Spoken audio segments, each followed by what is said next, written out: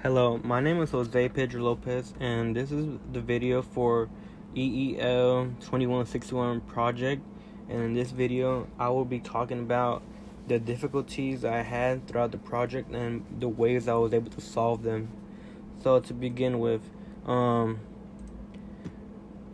have my main script right here, my final project, but whenever I first began it, I split it up into 4 different scripts for choice A, B, C, and D. And towards the end, I just combined everything, which was pretty much easy since most of them have the same variables, as you can see, row A, row B, column A, column B for their respective matrices. So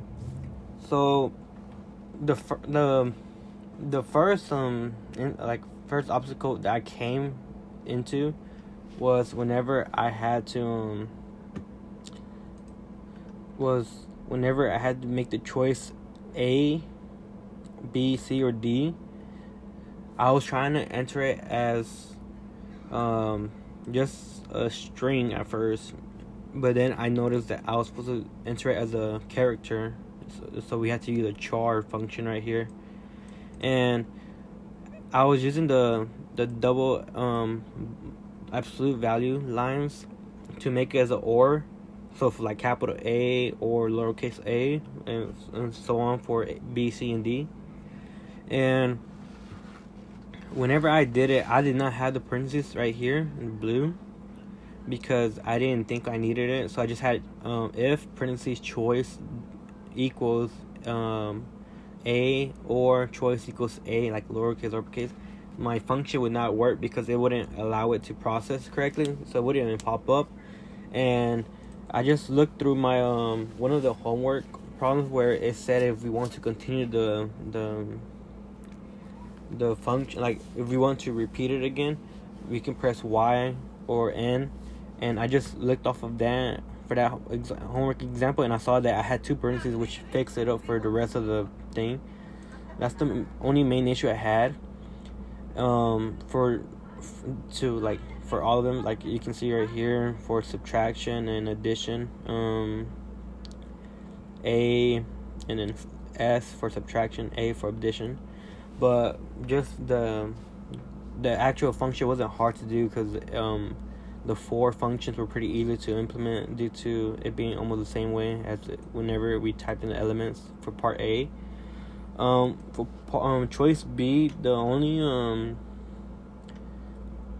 only issue I came up with, or not, that I had during this, was whenever we had to multiply, I didn't know if we had to how to display a new matrix, because I thought we just needed 2, which was matrix A and matrix B. But since it was multiplication right here, just like the subtraction and addition one, we just displayed a new one like this. So I just ended up displaying matrix A, B with I and J from all of them, and that it just multiplied it right here, like every value of I multiplied with K and K with J, and it would just equal I and J. Whenever I displayed it, it was just like this. So after that, it wasn't much of an issue. For choice C, it was a really redundant misstep that I took. So right here, where I did the flip to make it the transposal, I did J and I just so it can flip the values, like the rows. And I put flip J and I equals matrix A, I, J.